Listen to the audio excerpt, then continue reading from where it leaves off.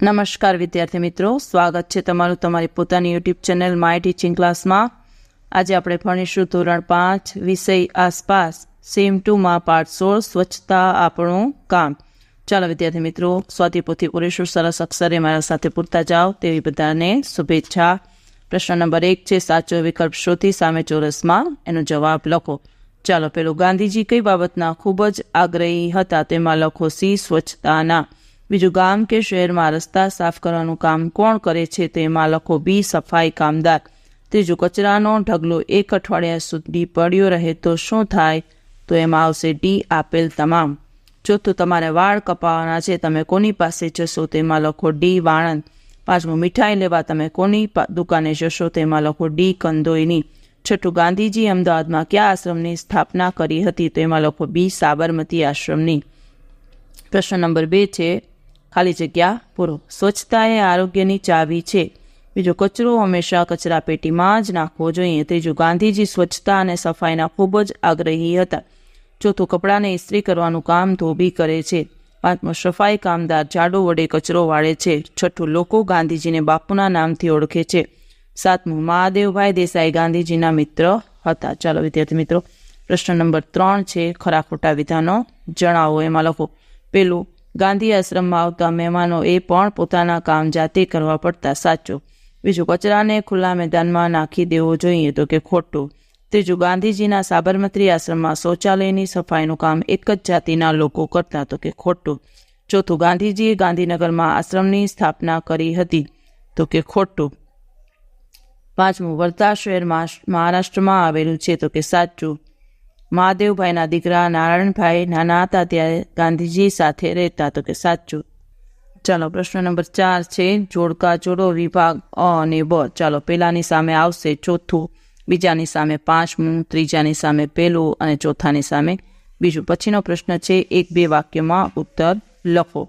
જો શું સફાઈ કામદારના સંતાનો સફાઈનું કામ કરવા રાજી હોય છે તો લખો સફાઈ કામદારના સંતાનો સફાઈ કરવા રાજી હોતા નથી। બીજું, સફાઈ કામદારનું કામ કેવી રીતે ઓછું કરી શકાય લખો ગામના બધા લોકો ગંદકી કરવાનું બંધ કરે અને કચરો ઓછો ફેલાવે તો સફાઈ કામદારનું કામ ઓછું થાય।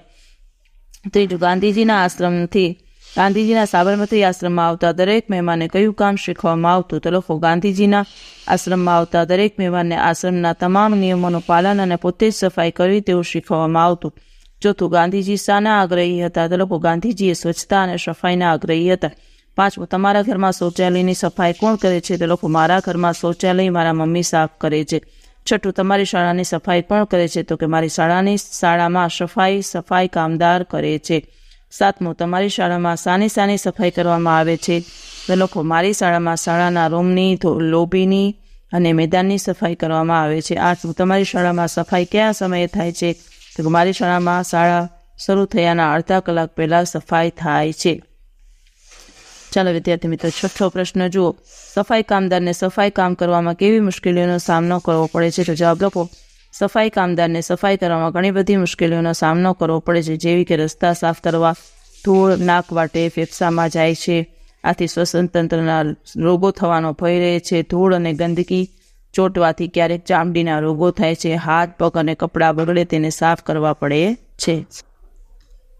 બીજું, જો તમારી શાળા અથવા ઘરની બહાર પડેલો કચરો 1 અઠવાડિયા સુધી કોઈ સાફ ન કરે તો શું થાય તો લખો જો કોઈ સફાઈ કામ ન કરે તો ચારે બાજુ કચરાના ઢગલા થઈ જાય અને ખૂબ જ ગંદકી વધી જાય છે। જો 1 અઠવાડિયા સુધી સાફ ન થાય તો દુર્ગંધ આવવા લાગે છે, કચરાના ઢગલામાંથી ભીનો અને સૂકો કચરો હોવાથી તે સડી જાય છે અને લોકો રોગના ભોગ બને છે અને રોગચાળો ફાટી નીકળે છે, શાળા કે ઘરમાં રહેવું મુશ્કેલ બની જાય છે। ત્રીજું, લોકોને કેવા પ્રકારની નોકરીને કામ કરવું ગમે છે કેમ લોકોને સરકારી ઓફિસોમાં કે નોકરી કે કામ કરવું ગમે છે કારણ કે તેમાં નોકરીની સલામતી હોય છે, મહેનતનું કામ કરવું પડતું નથી, ટેબલ ખુરશી પર બેસીને આરામથી કામ કરી શકાય છે, ઓફિસમાં કામ કરવાથી લોકો માનની નજરથી જુએ છે। ચોથું, ગાંધીજી અને તેની ટુકડીએ સફાઈ કામ કરવાનું કામ કેમ ચાલુ કર્યું હશે તો લોકો ગાંધીજી માનતા હતા કે પોતાનું કામ જાતે જ કરવું જોઈએ, જો આપણે જ ગંદકી સાફ કરીશું તો બીજા લોકોને આવું ગંદુ સાફ કરવું નહીં પડે।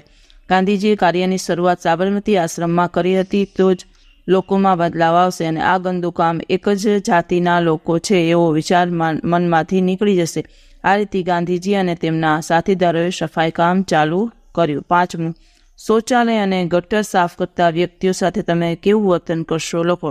હું તેમની સાથે સારું વર્તન કરીશ. જો તેઓ કામ ન કરે તો આપણે સાફ કરવું પડે. જો કામ કરવામાં આપણને તૃણા અનુભવીએ છીએ તેથી આપણે કૃતજ્ઞ ભાવ દર્શાવવો જોઈએ. 6, ઘર સ્વચ્છ રાખવું શા માટે જરૂરી છે? તો લખો.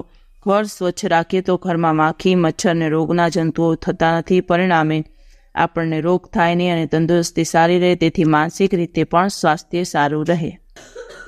7મું, ગંદા પાણીથી ભરેલા ખાબોચિયામાં શા માટે દવા છાંટવામાં આવે છે? લખો. ગંદા પાણીના ખાબોચિયાની આસપાસ દુર્ગંધ ફેલાય છે અને મચ્છરો પેદા થાય છે. મચ્છરોથી મેલેરિયા અને ડેન્ગ્યુ જેવા રોગો થાય છે. જો દવા છાંટવામાં આવે તો મચ્છરો નાશ પામે છે અને રોગો ફેલાવતા અટકે છે. 8મું, ઘરમાં તમારા કપડાં, પુસ્તકો અને રમવાના સાધનો યોગ્ય જગ્યાએ ન રાખો તો શું થાય? ઘરમાં જો તમારા કપડાં, પુસ્તકો, રમવાના સાધનો યોગ્ય જગ્યાએ ન રાખે તો ઘરમાં બધું અસ્તવ્યસ્ત થઈ જાય છે. વળી કપડાં, પુસ્તકો, રમવાના સાધનોની જરૂર પડે ત્યારે સહેલાઈથી મળતા નથી. જો પ્રશ્ન નંબર 7 જુઓ. માંગ્યા મુજબ પ્રશ્ન લખવાના છે. એમાં પહેલું, સફાઈ કામદારો સફાઈનું કામ ન કરતા હો તો? જવાબ લખો. જો સફાઈ કામદારો સફાઈનું કામ ન કરતા હો તો ઘરના આંગણા, રોડ, રસ્તા પર કચરો પડેલો રહે. પરિણામે ગંદકી ફેલાય અને રોગ થવાનો સંભવ રહે છે. આપણે ઘરની આસપાસનો કચરો જાતે વાળીને એકઠા કરવા પડે છે અને કચરાપેટીમાં નાખવો પડે છે. બીજું, દરેક જગ્યાની સ્વચ્છતા રાખવા આપણી શું જવાબદારી છે? તો લોકો પેલું, આપણી આસપાસની જગ્યા વાળીને સાફ અને સ્વચ્છ રાખવી જોઈએ. બીજું, આપણા ઘરનો કચરો, એઠવાડ વગેરે કચરાપેટીમાં નાખવા જોઈએ. ત્રીજું, જાહેર સ્થળોમાં ગંદકી કરવી નહીં. ચોથું, ઘર, સોસાયટી, મહોલ્લા કે શેરીના નાકે કચરાના ઢગલા કરવા નહીં. 5મું, ઘરના શૌચાલય અને જાહેર શૌચાલયનો ઉપયોગ કર્યા બાદ તેમાં પાણી રેડવું જોઈએ. પ્રશ્ન નંબર 3, નીચેના કાર્યો કોણ કરે છે તે લખો. ચલો. કપડાની ઇસ્ત્રી કરવી તો કે ધોબી, રસ્તાની સફાઈ કરવી તો કે સફાઈ કામદાર, ટ્રાફિકનું નિયમન કરવું તો કે પોલીસ, શાકભાજી વેચવી તો કે કાચીઓ, બસ ચલાવવી તો કે ડ્રાઈવર, ઘરનું ચણતર અને પ્લાસ્ટર કરવું તો કે કડીઓ. 7મું, દર્દીને તપાસ કરી દવા આપવી તો કે ડૉક્ટર, શાળામાં ભણાવવું તો કે શિક્ષક. ચાલો વિદ્યાર્થી મિત્રો, હવે પ્રવૃત્તિ જોઈએ. જો સ્વચ્છતા સંબંધી ભીત સૂત્ર તૈયાર કરવાના છે તો લખો. સૂત્ર: સ્વચ્છતા ત્યાં પ્રભુતાનો વાસ. બીજું, સ્વચ્છ ગામ સુંદર ગામ. ત્રીજું, પહેલું સુખ તે જાતે નર્ય. ચોથું, જ્યાં જ્યાં ગંદકી ત્યાં ત્યાં માંદગી. 5મું, સ્વચ્છતા આરોગ્યની ચાવી છે. 6મું, સ્વચ્છતામાં શરીર નહીં, સ્વચ્છતામાં આપણો અધિકાર છે. 7મું, શૌચ ક્રિયા શૌચાલયમાં જ કરો. 8મું, સ્વચ્છ શરીર સ્વસ્થ શરીર. બીજો પ્રશ્ન છે, સફાઈ કામ માટે વપરાતા સાધનોનો દોરો અને એના ચિત્ર ચોંટાડીને એના નામ લખો. પેલું ઊભું ઝાડુ, સાવરણો, તગારું, કચરાપેટી. ચાલો વિદ્યાર્થી મિત્રો, પછીનું છે સાચો વિકલ્પ પસંદ કરી ક્રમ અક્ષર સામે લખો. પેલું, ગંદા પાણી અને એઠવાડનો નિકાલ ક્યાં કરવો જોઈએ? તો કે સી, ગટરમાં. બીજું, સ્વચ્છતા સંબંધી પર્યાવરણના જતન માટે નીચેનામાંથી કઈ બાબત સારી ન ગણાય? તેમાં લખો ડી, આપેલ ત્રણેય બાબતો. ત્રીજું, ગાંધીજીના સાબરમતી આશ્રમમાં સ્વચ્છતા સંબંધી નીચેનામાંથી કયું વિધાન સાચું છે? તેમાં આવશે સી, આશ્રમમાં રહેનાર દરેક વ્યક્તિ બધા જ પ્રકારના કામ કરતા હતા. ચોથું, ગાંધીજીનું નામ શું હતું? તેમાં આવશે એ, મોહનદાસ. ચાલો વિદ્યાર્થી મિત્રો, જો તમને આ વિડીયો ગમ્યો હોય તો લાઇક કરશો, તમારા મિત્રો સાથે શેર કરશો અને મારી ચેનલને સબસ્ક્રાઈબ પણ કરશો. આવજો.